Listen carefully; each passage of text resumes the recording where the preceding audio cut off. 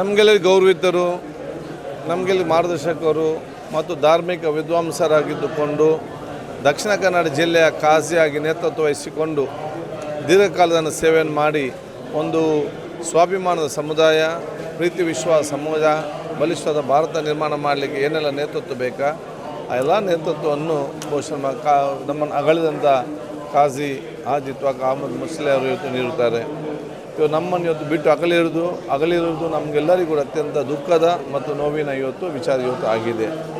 ಈ ಒಂದು ಸಂದರ್ಭದಲ್ಲಿ ಅವರ ಅಭಿಮಾನಿ ವರ್ಗದವರಿಗೆ, ಹಿತೈಷಿ ಕುಟುಂಬಸ್ಥರಿಗೆ ಅವರ ಅಗಲಿಕೆ ದುಃಖವನ್ನು ತಡೆಯುವಂಥ ಶಕ್ತಿಯನ್ನು ಸರ್ವಶಕ್ತನಾದ ಅಲ್ಲಾಹ್ ತಾಲಾ ಕೊಡಲಿ ಅಂತ ನಾನು ಇವತ್ತು ಕೇಳಿಕೊಂಡು, ಬಹುಶಃ ಇವತ್ತು ಅವ್ರು ನಮ್ಮ ಜೊತೆ ಇಲ್ಲದಿದ್ದರೂ ಕೂಡ ಅವರು ಯುವ ಜನಾಂಗಕ್ಕೆ ಕೊಟ್ಟಂಥ ಸಂದೇಶಗಳೇನು ಮತ್ತು ಸಮುದಾಯ ಕೊಟ್ಟಂಥ ಮಾರ್ಗದರ್ಶನ ಏನು ಅದೆಲ್ಲ ಕೂಡ ಮುಂದಿನ ದಿನದಲ್ಲಿ ಕೂಡ ಮುಂದುವರಿಸಿಕೊಂಡು ಹೋಗ್ತಾರೆ ಎಂಬ ವಿಶ್ವಾಸನ ಖಂಡಿತವಾಗಿ ಇವತ್ತು ಇದೆ.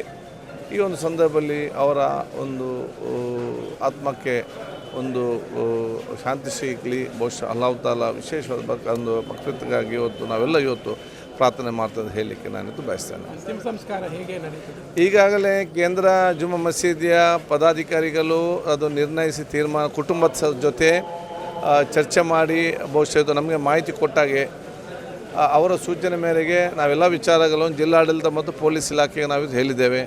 DC ಮತ್ತು ಕಮಿಷನರು ಕೂಡ ಅದರ ಬಗ್ಗೆ ಚರ್ಚಿಸಿ ಎಲ್ಲ ಸಹಕರಿತು ಕೊಟ್ಟಿರ್ತಾರೆ.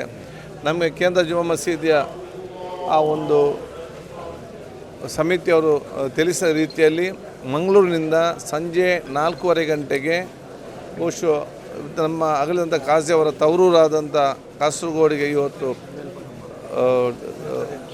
ಅಲ್ಲಿಗೆ ಬಹುಶಃ ಪಾರ್ಥಿವ ಶರೀರ ತಗೊಂಡೋಗಿ ರಾತ್ರಿ ಅಲ್ಲಿ ಅವರ ಅಭಿಮಾನಿಗಳು, ಅವರ ಶಿಷ್ಯವೃಂದ, ಅವರ ಕುಟುಂಬಸ್ಥರು, ಹಿತೈಷಿಗಳು ಎಲ್ಲ ಕೂಡ ಅಂತಿಮ ದರ್ಶನ ಪಡೆದು ಧಾರ್ಮಿಕ ವಿಧಿವಿಧಾನ ಮುಖಾಂತರ ಮತ್ತೆ ರಾತ್ರಿ 12 ಗಂಟೆಗೆ ಮಂಗಳೂರಿನ ದಕ್ಷಿಣ ಕನ್ನಡ ಜಿಲ್ಲೆಯ ಮೂಡಬಿದ್ರೆಯ ಕಾಶಿಪಟ್ಟಣ ಅಲ್ಲಿ ಬಹುಶಃ ಕಾಶಿ ಅವರು ಆ ಒಂದು ನೇತೃತ್ವವನ್ನು ಇವತ್ತು ವಹಿಸಿಕೊಂಡು ಅಲ್ಲಿ ಉತ್ತಮವಾದ ಬಡವರ ಮಕ್ಕಳಿಗೆ ಉತ್ತಮವಾದ ಒಂದು ಫ್ರೀ ಎಜುಕೇಷನ್ ಸಿಸ್ಟಮನ್ನು ಇವತ್ತು ಅಲ್ಲಿ ಸಂಸ್ಥೆಯನ್ನು ಪ್ರಾರಂಭ ಮಾಡಿದ್ದಾರೆ. ಅದೇ ಪರಿಸರದಲ್ಲಿ ಇವತ್ತು ಪಾರ್ಥಿವ ಶರೀರವನ್ನು ದಫನ್ ಕಾರ್ಯಕ್ರಮ ಕೂಡ ಅಲ್ಲಿ ಇವತ್ತು ನಡೀಲಿಕ್ಕೆದೆಂದು ಬಹುಶಃ ನಮ್ಮ ಕೇಂದ್ರ ಜುಮ್ಮಾ ಮಸೀದಿಯ ಕಮಿಟಿಯ ಸದಸ್ಯರು ಮತ್ತು ಪದಾಧಿಕಾರಿಗಳು ತಿಳಿಸಿದ್ದಾರೆ. ಏನಾದರೂ ಇದ್ದರೆ ಬದಲಾವಣೆ ಇದ್ದರೆ ಆ ಕೇಂದ್ರ ಸಮಿತಿಯವರು ಅದನ್ನು ತಿಳಿಸ್ತಾರೆ. ನನಗೆ ಭಾಳಷ್ಟು ವರ್ಷ ಯಾವಾಗ ದಕ್ಷಿಣ ಕನ್ನಡ ಜಿಲ್ಲಾ ಕಾಜಿಯಾಗಿ ಅವರು ಅಧಿಕಾರ ಸ್ವೀಕರಿಸಿದ ನಂತರ ಪ್ರತಿಯೊಂದು ಸಂದರ್ಭ ಕೂಡ ಒಂದು ವಿಶೇಷ ಒಡನಾಟವಿತ್ತು. ಯಾವುದೇ ಒಂದು ವಿಚಾರದಲ್ಲಿ ಕೂತ್ಕೊಂಡು ಚರ್ಚೆ ಮಾಡುವಂಥ ಸಂದರ್ಭ, ಕೆಲವೊಂದು ವಿಚಾರದಾಗ ಸಕಾರಾತ್ಮಕವಾದ ತೀರ್ಮಾನ ಕೊಡುವಂಥ ನೇತೃತ್ವ ಬಹುಶಃ ಇವತ್ತು ನಮಗೆ ಆ ಸಂದೇಶವನ್ನು ಕೊಟ್ಟಿದ್ದರು. ಅದಕ್ಕಾಗಿ ಬಹುಶಃ ಇವತ್ತು ದೀರ್ಘಕಾಲದ ಅವರ ಒಂದು ವಿಶೇಷವಾದ ಮಾರ್ಗದರ್ಶನದಲ್ಲಿ ಹೆಚ್ಚಿನ ಹೊತ್ತನ್ನು ನ್ಯಾಯಯುತವಾದ ಮತ್ತು ಸೌಹಾರ್ದಯುತವಾಗಿ ಹಾಗೂ ತಾಳ್ಮೆಯಿಂದ ಎಲ್ಲ ಸಂದೇಶ ಕೊಡ್ತಿರೋದು ನನಗೆ ನಮ್ಮ ವ್ಯಕ್ತಿತ್ವ ರೂಪಿಸಿಕೊಳ್ಳಲು ನಮಗೆ ಪ್ರಯೋಜನ ಆಗಿದೆ ಅಂತ ಹೇಳಲಿಕ್ಕೆ ನಾನು ಇವತ್ತು ಬಯಸ್ತೇನೆ.